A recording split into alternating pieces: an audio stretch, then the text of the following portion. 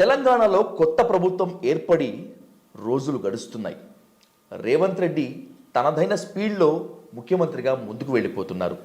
Deputy CM బట్టి విక్రమార్క కూడా తనదైన ముద్ర ఎక్కడా చెరిగిపోకుండా ఉండేందుకు కాపాడుకుంటున్నారు.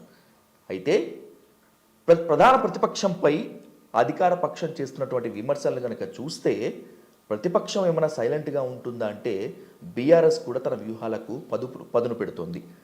అసెంబ్లీ సాక్షిగా తన వాణిని వినిపించింది. రాబోయేటువంటి రోజుల్లో ప్రజాక్షేత్రంలోకి వెళ్ళి కూడా తామేంటో తేల్చుకుంటామని అంటోంది. ఈ నేపథ్యంలో అసలు తెలంగాణలో ఏర్పడినటువంటి కొత్త ప్రభుత్వం పాలన ఎలా ఉంది, ప్రతిపక్షం మునుముందు తన వ్యూహానికి ఏ విధంగా పదును పెడుతుంది, ఈ రెండు వాదనలు రాబోయేటువంటి లోక్సభ ఎలక్షన్స్ పైన ఏ విధంగా ఉంటాయనేటువంటి దానిపై డీటెయిల్గా చర్చిద్దాం. ప్రముఖ రాజకీయ, సామాజిక, ఆర్థిక విశ్లేషకులు సిఏ నాగార్జున రెడ్డి గారితో ఇప్పుడు క్రాస్ ఫైర్ విత్ విజయ్ సాధు. సార్ నమస్తే. సార్ నమస్తే. నమస్తే సార్. సార్ ఇప్పుడు తెలంగాణ గురించి మీ కామెంట్, మీ విశ్లేషణ కావాలి. ఎందుకంటే కొత్త ప్రభుత్వం ఏర్పడి రోజులు గడుస్తున్నాయి సార్. ఇందాక చెప్పుకున్నట్లుగానే ఇప్పుడు పాలన ఎలా ఉంది అని అడగటం అనేటువంటిది కాస్త ఎర్లీ బర్డ్ సింగ్స్ అన్నట్లుగానే ఉంటుంది. కానీ ప్రజలు మొత్తం అంతా కూడా ఎదురు చూస్తున్నారు. అసలు ప్రభుత్వం ఎలా ఉంది, పాలన ఎలా ఉంది, రాజకీయ విశ్లేషకుల అంచనాలను అందుకుంటుందా, అప్ టు ద మార్క్ వెళ్తుందా అనేటువంటి దానిపై మీ కామెంట్ ఏంటి సార్? ఏదో సమాజం చెప్తారు సార్, తెలుగులో ఆలు లేదు చెల్లు లేదు కొడుకు పేరు సోమలింగడు అన్నట్టుగా కనీసం 4-5 నెలలు కూడా టైం ఇవ్వకుండా వారం రోజుల్లోనే అయిపోవాలి, నెల రోజుల్లోనే అయిపోవాలి అంటే ఏమైపోతుంది? అంతకుముందు గవర్నమెంట్ ఏం చేసిపోయింది, ఫైల్స్ ఏవి పెండింగ్లో ఉన్నాయి, ఎక్కడ పెండింగ్లో ఉన్నాయి, బడ్జెట్స్ ఏంటి, మళ్ళీ మన సెప్టెంబర్లోనూ అక్టోబర్లోనూ రివైజ్డ్ బడ్జెటెడ్ ఫిగర్స్ ఏంటి, ఆదాయం ఏంటి, సంవత్సరం ఇవన్నీ చూసుకోవాలి కదా. చూసుకోవడానికి టైం పడుతుంది. అయినప్పటికీ సాధు నువ్వు అడుగుతున్నావు కాబట్టి నిష్పక్షపాతంగా కనుక చెప్పాలి అంటే బాగుందనే చెప్పాలి. బాగుందనే చెప్పాలి. దానికి ప్రధానంగా రెండు కారణాలు. ఒక కారణం ఏంటంటే చెప్పినటువంటి ప్రామిసుల్లో ఆర్టీసీ బస్సుల్లో మహిళలకి ఉచిత ప్రయాణం ఇంప్లిమెంట్ చేశారు. అంతకుముందు కేసీఆర్ గారు ఉన్నటువంటి దాన్ని పబ్లిక్కి ఓపెన్ చేశారు. ఆయన ఉన్నప్పుడు అసలు మినిస్టర్లకి, ఎమ్మెల్యేలకి ఎంట్రీ లేదు. ఇప్పుడు నాలాంటి వాడు, నీలాంటి వాడు కూడా పోవచ్చుగా, కనీసం చూడడానికైనా వెళ్ళొచ్చు. మరి ఇన్ఫర్మేషన్ నేను కూడా ఇంతవరకు చూడడానికి వెళ్ళలేదు. ఒక రోజు వెళ్తాను నేను. ఓకే, ఢిల్లీ వెళ్ళడం అనేటువంటిది ప్రతి ముఖ్యమంత్రికి కూడాను రెగ్యులర్గా జరిగేటువంటి పనే. కనీసం 5-6 సార్లు వెళ్ళాల్సి వస్తుంది. ఫండ్స్ తెచ్చుకోవడానికి, గ్రాంట్స్ తెచ్చుకోవడానికి, ఇట్లాంటి పనుల కోసం అని చెప్పి ప్రత్యేకమైన పరిస్థితుల్లో తుఫాను లాంటివి వచ్చినప్పుడు సహాయం అందించడానికి పోతుంటారు. 2 రాష్ట్రాల మధ్య ఏదైనా తగాదు వచ్చినా కానీ పోతుంటారు. నీతి ఆయోగ్ మీటింగ్స్ జరిగినప్పుడు వెళ్తారు. జిఎస్టీ కౌన్సిల్ వాళ్ళ మీటింగ్ జరిగినప్పుడు వెళ్తారు. అందుకని 5-6 సార్లు అనేటువంటి వాళ్ళు ప్రతి ముఖ్యమంత్రి కూడా వెళ్తారు. సరే, మన తెలుగు ముఖ్యమంత్రులకి ఏంటంటే హడావుడి ఎక్కువ. ముందుకు 10 కార్లు, వెనకొక 10 కార్లు. ఆ ముఖ్యమంత్రి గారు వచ్చినప్పుడు గెస్ట్ హౌస్లో దాంట్లో ఉన్నప్పుడు ఆయన వచ్చారు కదా అని రెడ్ కార్పెట్ వేసి బ్యాండ్ మేళం వాయించడం, ఇవన్నీ నేను చూశాను. కానీ ఉత్తరప్రదేశ్ కానీ, తమిళనాడు కానీ, వెస్ట్ బెంగాల్ కానీ, హిమాచల్ ప్రదేశ్ కానీ ముఖ్యమంత్రులు కానీ, బీహార్ నుంచి నితీష్ కుమార్, లాలూ ప్రసాద్ యాదవ్ వచ్చినప్పుడు చూశాను నేను. అందరికీ గెస్ట్ హౌస్లు ఉన్నాయి కదా. ఈ రకమైన హడావుడి అయితే నేను ఎప్పుడు చూడలే. Okay sir. రెండవ విషయం ఏంటంటే మేడిగడ్డ ప్రాజెక్టుని గురించి మనం చూసి వచ్చారు. It is a flop project అని చెప్పి అల్టిమేట్గా వాళ్ళు డిజైన్ చేశారు. ఇలా రాజశేఖర రెడ్డి గారు ఉన్నప్పుడు ఆ ప్రాజెక్ట్ అనేటువంటిది చేవళ్ళకి సంబంధించినటువంటి ప్రాజెక్ట్. అది 32,000 కోట్లతో ఎస్టిమేట్ చేస్తే ఆ రోజుల్లోనే, నేను కూడా ఉన్నాను అన్నమాట అప్పుడు వర్క్ చేసినప్పుడు. నేను, సోమయాజులు గారు, మేమందరం ఉండే వర్క్ చేసాము. 32,000 కోట్లు అవుతుందంటే రోసయ్య గారు గోల, అమ్మో అయ్యో డబ్బులు అండి దేవాలా 32 కోట్లని. అయినా కానీ రాజశేఖర రెడ్డి గారు ధైర్యంగానే టేకప్ చేశాడు. వీళ్ళు వచ్చిన తర్వాత ఏం చేశారంటే దాని ప్లాన్ మార్చి ఇప్పుడు అది 1,40,000 కోట్లు చేశారు. అందులో మేడిగడ్డలో ఏం జరిగిందో మనం చూసాం. జనరల్గా పెద్ద పెద్ద డ్యామ్స్లు కట్టేటప్పుడు ఏంటంటే అన్ని రకాలైనటువంటి జాగ్రత్తలు తీసుకొని చేస్తారు. మరి వీళ్ళు ఎట్లా చేశారో ఏమో కానీ అది అల్టిమేట్గా కుంగిపోయింది. వాళ్ళు సెంట్రల్ గవర్నమెంట్ వాళ్ళు ఎవరైతే వచ్చారో కమిటీ వాళ్ళు వచ్చి ఈ ప్రాజెక్ట్ అంతా కూడా ఫ్లాప్ ప్రాజెక్ట్, ఇది మొత్తం మళ్ళీ మీరు రీబిల్డ్ చేయాల్సిందే అన్నారు. సరే, వాళ్ళు ఎలక్షన్స్ అప్పుడు చెప్పారు కాబట్టి మొన్న వెళ్ళి చూసి వచ్చారు వాళ్ళు. బాగానే ఉంది కదా, అది ఇమీడియట్గానే చేశారు కదా. ఎలినేషన్ వాళ్ళు ఐ థింక్ బట్టి విక్రమార్క గారు అయితే నాకైతే కనపడలేదు, కానీ శ్రీధర్ బాబు కనపడ్డారు, నేను కోమటిరెడ్డి వెంకటరెడ్డి వాళ్ళు కనపడ్డారు నాకు. సార్ వెళ్ళి చూసి వచ్చారు. అది అల్టిమేట్గా సెంట్రల్ గవర్నమెంట్ వాడు చెప్పింది కరెక్టే. అది నేను టెక్నికల్ పర్సన్ కాకపోయినా కానీ వేరే ఇంజనీర్స్ని అడిగితే చెప్పిన మాట అనమాట అది వాళ్ళది. దట్ ఈస్ సెకండ్ థింగ్ చేశారు. మూడవది, రేపు దావోస్లో వరల్డ్ ఎకానమిక్ ఫోరం మీటింగ్ జరుగుతుంది సార్. ఆ మీటింగ్కి వెళ్తున్నాను నేను కూడా. ఓ. అంటే ఎంతో పాటు ఏంటంటే శ్రీధర్ బాబు ఐటీ మినిస్టర్, నేను ఆయన ఐటీ మినిస్టర్ అయితే బాగుంటుందని అనుకున్నాను, ఆయన ఐటీ మినిస్టర్ అయ్యాడు ఆయన. Oh great sir. So is a knowledgeable person. So ఆయన కూడా వెళ్తున్నాడు. ఇంకా ఇది ఒకళ్ళు ఇద్దరు ముగ్గురు నలుగురు ఐఏఎస్ ఆఫీసర్స్ వాళ్ళు వెళ్తారు. ఏదైనా స్టాల్స్ ఏమైనా పెడతారేమో మనకైతే తెలియదు, కానీ that is also a good thing. Delhi కూడా వెళ్ళొచ్చాడు. అటుపక్క బీజేపీ గవర్నమెంట్ ఉన్నాయి, ఇటుపక్క కాంగ్రెస్ గవర్నమెంట్ అయినా కానీ సిద్ధాంతపరంగా విభేదిస్తారేమో కానీ ఫండ్స్ తెచ్చుకోవడం, గ్రాంట్స్ తెచ్చుకోవడము, తర్వాత అది జిఎస్టీకి సంబంధించిన కాంపెన్సేషన్ ఫండ్ తీసుకోవడము, ఇట్లాంటి వాటిల్లో మటుకు వీళ్ళు చట్ట ప్రకారం అనేటువంటి దాన్ని పోతారు. రాజ్యాంగ ప్రకారం, చట్ట ప్రకారం వీళ్ళు అడగాల్సింది అడుగుతారు, వాళ్ళు ఇస్తారు. ఏదైనా ఒక 10 రూపాయలు ఎక్స్ట్రా ఇస్తే ఇస్తారు. సో అందుకని ఇప్పటివరకు యాజ్ ఆన్ టుడే వరకు కనుక చూస్తే సానుకూలంగానే ఉంది, చక్కగానే ఉంది, బాగానే ఉంది. ముందు ముందు ఏం జరుగుతుందన్న సంగతి చూడాలి.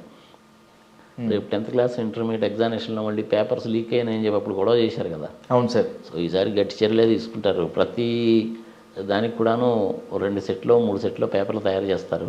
దాన్ని బట్టి అనౌన్స్ చేయడానికి మంచి చర్యలే తీసుకుంటారు. అంతవరకు బాగానే ఉంటుంది. ఇక అగ్రికల్చర్కి సంబంధించి సార్, ఇండస్ట్రీస్కి సంబంధించి హైదరాబాద్లో ఇండస్ట్రీస్ గురించి పెద్ద వరి కావాల్సిన పని ఏం లేదు. బట్ వరంగల్, హనుమకొండ, నిజామాబాద్, మహబూబ్నగర్ ఇట్లాంటి ప్లేసెస్లో వ్యవసాయం మీద ఆధారపడిన పరిశ్రమలు తీసుకొచ్చుకోవడానికి కానీ, టెక్స్టైల్ ఇండస్ట్రీస్ తెచ్చుకోవడానికి కానీ ఇట్లాంటి వాటికి ఉపయోగపడతాయి. పసుపు బోర్డు తీసుకొస్తానని చెప్పి ఆయన చెప్పాడు. నిజామాబాద్ రాలేదు కదా, మరి వీళ్ళు దానికోసం ప్రయత్నిస్తారేమో చూడాలి. Okay sir. అన్నిటితో పాటు సాహు, నువ్వు అడిగా కాబట్టి చెప్తున్నాను నేను. మన్మోహన్ సింగ్ గారు ప్రైమ్ మినిస్టర్గా ఉన్నప్పుడు ఇన్ఫర్మేషన్ టెక్నాలజీ ఇన్వెస్ట్మెంట్ రీజియన్ అని ఒక ప్రాజెక్ట్ అనౌన్స్ చేశారు. Okay sir. బీజేపీ వాళ్ళు వచ్చిన తర్వాత దాన్ని క్యాన్సిల్ చేశారు. అక్కడ గుజరాత్లో కట్టుకునేటువంటి డోలేరా సిటీకి ఫండ్స్ తగ్గిపోతాయని చెప్పి దీన్ని క్యాన్సిల్ చేశారు. ఓకే. ఇది న్యాయమా ధర్మమా అనేటువంటిది తెలంగాణ ప్రజల విజ్ఞతకు వదిలేద్దాం. Okay sir. ఆ ప్రాజెక్ట్ కనుక వచ్చిందంటే హైదరాబాద్ చుట్టుపక్కల బ్రహ్మాండంగా డెవలప్ అవుతుంది. 4-5 లక్షల మందికి ఉద్యోగాలు వస్తాయి. అంటే ఆల్మోస్ట్ అమెరికాలో ఉండేటువంటి సిలికాన్ వ్యాలీ లాగా తయారవుతుంది. ఇక్కడ వాళ్ళకి పెద్దగా ప్రాముఖ్యత అంటే ఏమి లేదు కాబట్టి, అయినప్పటికీ మొన్న 8 సీట్లు వచ్చాయిగా, అందుకని వాళ్ళు క్యాన్సిల్ చేశారు. రేవంత్ రెడ్డి గారు దీని గురించి గట్టిగా పట్టుకోవాలి. అవసరమైతే మోడీ గారి ఇంటి ముందు నిరాహార దీక్ష చేసైనా సరే కాక ఆ ప్రాజెక్ట్ తీసుకురావాలి. ఒకసారి ఇచ్చిన ప్రాజెక్ట్ని క్యాన్సిల్ చేయడం అంటే దానికి ఏదో ఒక రీజన్ రికార్డ్ చేసి ఉండాలి. మరి రీజన్స్ ఏం రికార్డ్ చేశారని అసలు నాకు తెలియలేదు. నేను ట్రై చేశాను కానీ నాకు దొరకలేదు ఇన్ఫర్మేషన్. రేవంత్ రెడ్డి గారు, శ్రీధర్ రెడ్డి గారు గట్టిగా పట్టుకుంటే ఇది వస్తుంది. ఇక మిగిలినటువంటి సాఫ్ట్వేర్ ఇండస్ట్రీస్ ఇవి సంగతి సమాచారం అనేది గ్లోబల్ సిటీ గారు జరిగిపోతుంటారు. అదేమి పెద్ద ఇష్యూ ఏం కాదు సార్. మోస్ట్ ప్రాబబ్లీ నాకు తెలిసినంత వరకు ఈ మేడిగడ్డ ఈ ప్రాజెక్ట్ ఏదైతే ఉందో కాళేశ్వరం ప్రాజెక్ట్ అనేది మళ్ళీ వీళ్ళు రీడిజైన్ చేస్తారు దాన్ని. ఓకే. రీడిజైన్ చేసి కాస్ట్ తగ్గించి ఇంప్లిమెంట్ చేయడానికి ట్రై చేస్తారు. జరిగిపోయింది అబ్బా, అయిపోయింది. ప్రజల్లో టాక్ ఏంటో తెలుసా సాధు?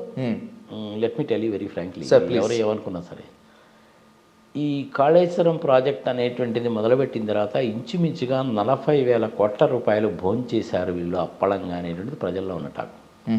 కేసీఆర్ గారు ఓడిపోవడానికి అది ఒక ప్రధాన కారణం కాళేశ్వరం. వీటన్నిటికంటే ప్రధానమైన కారణం ఏంటి అనేసి అంటే అహంకారము. నేను నేను నేను నేను అనే అహంకారం ప్రధానమైనటువంటి కారణం. సంక్షేమ పథకాలు అవి బాగానే ఉన్నాయి, దాన్ని మనం ఏం కాదన్నానికి వీల్లేదు. అహంకారము, కాళేశ్వరము ఈ రెండే దెబ్బతీసినాయి అంతే. రేవంత్ రెడ్డి మంచి రైట్ టైంలో వచ్చాడు. Okay sir. ఇప్పుడు ప్రజావాణిగా మారిన ప్రజా దర్బార్, నిన్న మొన్న జరిగిన ప్రజాపాలన, ముఖ్యమంత్రిగా హంగు ఆర్భాటాలు లేకుండా, క్యాన్వాయ్ లేకుండా వెళ్ళిపోవటం, ఇవంతా రేవంత్ రెడ్డి గారికి ప్లస్ అవుతాయా? డెఫినెట్లీ ప్లస్ అవుతాయి. ఆయన కానీ ముఖ్యమంత్రి హోదాలో ఉండే మనిషి ఓడిపోయినప్పుడు ఏం చేయాలి? నేను ఫారిన్ కంట్రీస్లో కూడా చాలామంది చూశాను. ఇప్పుడు ట్రంప్ ఓడిపోయినా, ఇంకొకళ్ళు ఓడిపోయినా కానీ ఆ చివరి మూమెంట్ వచ్చేసి కంగ్రాచులేషన్స్ అని చెప్పిపోతారు. మా వైపు నుంచి మీకు సంపూర్ణమైనటువంటి సహకారం అందిస్తాము, ఆల్ ద బెస్ట్ అని చెప్పిపోతారు. అంత రాజకీయ అనుభవం ఉంది, నేను అలా చేశాను ఇలా చేశాను అంత చెడు చెప్పేటువంటి కేసీఆర్ గారు ఆయన ఇమ్మీడియట్గా వెళ్ళి ఆయన ఫామ్ హౌస్లో పండుకున్నాడంటే ఏమనుకోవాలా? జనరల్గా ఎవరు చేయరు అది ప్రజాస్వామ్యంలో. సార్ మరి ఆయన ఎందుకు చేశాడో ఏమో, ఆయన విఘ్నత అయిందన్నది అక్కడే బయటపడుతుంది. సార్ ఓకే సార్, ఇప్పుడు బీఆర్ఎస్ ఓటమికి గల కారణాలు విశ్లేషించుకున్నాము, రేవంత్ రెడ్డి గారి పాలన గురించి కూడా మాట్లాడుకున్నాము. రేవంత్ రెడ్డి గారి పాలన గురించి ఇంకా మాట్లాడుకోవాలంటే ఖచ్చితంగా మాట్లాడుకోవాల్సింది టీం గురించి. బికాస్ హీఈస్ అ టీమ్ లీడర్గా టీంలో కొంతవరకు భర్తీ అయింది, ఇంకొంత భర్తీ కావాల్సి ఉంది, అదే మంత్రి పదవులు. పూర్తి స్థాయిలో మంత్రి పదవుల విస్తరణ, క్యాబినెట్ విస్తరణ ఎప్పుడు జరిగేటువంటి ఛాన్స్ ఉంటుంది, టీంలోకి ఎవరెవరు వచ్చేటువంటి అవకాశం ఉంటుంది, టీం వచ్చిన తర్వాత పాలన ఏ విధంగా ఉండేటువంటి ఛాన్స్ ఉంటుంది? మోస్ట్ ప్రాబబ్లీ మిగిలినటువంటి 6 బెర్తలను భర్తీ చేయడం అనేటువంటిది ఎలక్షన్ నోటిఫికేషన్ వచ్చిన తర్వాత మోస్ట్ ప్రాబబ్లీ మార్చిలో ఉంటుంది. ఎందుకంటే మనకి కొత్త సంవత్సరం అనేది మార్చిలోనో ఏప్రిల్లోనో కదా వస్తుంది.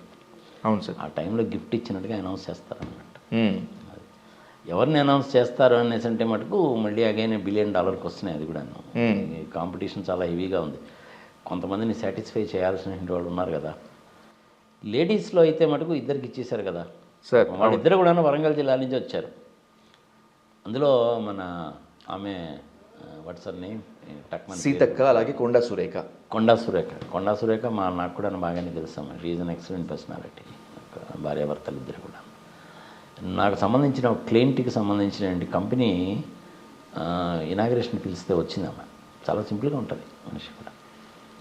సరే ఏదో జంపు జిల్లా నుండి పార్టీలు మారారు, సంఘ సమాచారం వచ్చారు, కానీ ఇద్దరు కూడాను లేడీస్. సో ఇక మీద లేడీస్కి ఇవ్వకపోవచ్చు, మైనారిటీస్ నుంచి ఎవరికైనా ఇవ్వడానికి అవకాశం. ఒకళ్ళకో ఇద్దరికో మైనారిటీస్కి ఇవ్వడానికి అవకాశం అనేటువంటిది ఉంటుంది. ఇందులో కాంపిటీషన్ అయితే ఉన్నమాట వాస్తవం. ఇప్పుడు మీరు నన్ను కనుక అడిగితే ఇంకా ఎవరెవరికి ఇస్తారు అనేసి అంటే నేను కూడా కొంచెం R&D చేస్తే కానీ చెప్పలేను. లాస్ట్ టైం అయితే ఏంటంటే నేను చెప్పగలిగాను సార్. కొండా సురేఖకి ఇస్తారు, సుధీర్ బాబుకి ఇస్తారు, కోమటిరెడ్డి వెంకటరెడ్డికి ఇస్తారు. ఆయనకైతే డిప్యూటీ సీఎం అనేది కన్ఫర్మ్డే.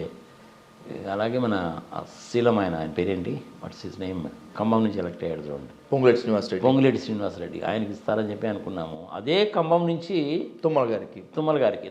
ఎందుకంటే వాళ్ళు ముగ్గురు కూడా కాంపిటెంట్ పర్సన్సే, కానీ ఒకే జిల్లా నుంచి ముగ్గురికి ఇస్తారా లేదా అనేటువంటి సందేహంలో బట్టి విక్రమార్క కన్ఫర్మ్డ్ కాబట్టి వాళ్ళిద్దరిలో ఎవరికన్నా ఒకరికి ఇస్తారేమో అనుకున్నాను, ముగ్గురికి ఇచ్చారు. సమ్టైమ్స్ అట్లనే మహబూబ్నగర్ జిల్లా నుంచి సీఎం గారే ఉన్నారు కాబట్టి ఇంకెవరికి ఎవరేమో అనేసి అనుకున్నాను నేను. బట్ ఆయనకి ఇచ్చారు, ఇంకొక ఆయనకి.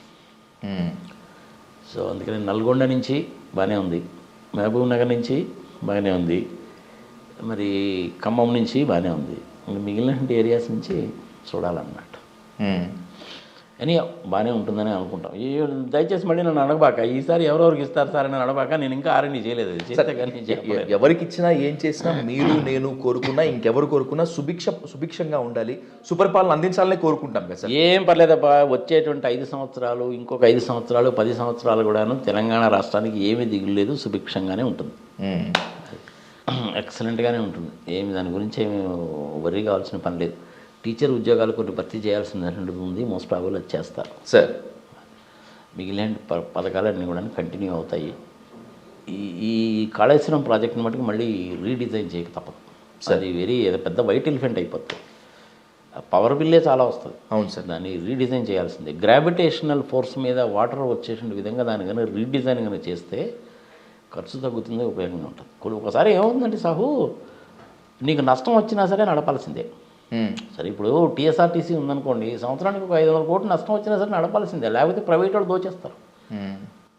చూస్తున్నాం కదా మనం. ఎందుకు ఇంకొక 10 రోజులు చూడు, హైదరాబాద్ నుంచి బయలుదేరి విజయవాడ, గుంటూరు, భీమవరము, నరసాపురము, అమలాపురము, ఏలూరు 17 బస్సులు చూడు ఎట్టుంటాయి. ₹1000 టికెట్కి 3000 వసూలు చేస్తారు. RTC వాళ్ళకి చేయలేరుగా. అవును సార్. సంవత్సరానికి ఒక 200-300 కోట్ల రూపాయలు బడ్జెట్లో నుంచి కనుక కేటాయిస్తే TSRTC లాభాలు పడతాయి. అలాంటి కార్యక్రమాలు కనుక చేస్తే కనుక ప్రజల కళ్ళకి ఎదురుగా కనపడతాయి. బాగానే ఉంటుంది. Everything will be all right. I wish Revanth Reddy is likely to be a successful chief minister in India down the line. Right sir. సందేహం లేదు. నేను కూడాను రేవంత్ రెడ్డి గారిని ఇంతవరకు కలవలేదు. ఎప్పుడో 2-3 సంవత్సరాలు ఫంక్షన్స్లో కలిశాను, కానీ ఇప్పుడు వాళ్ళ హడావుల్లో ఉంటారు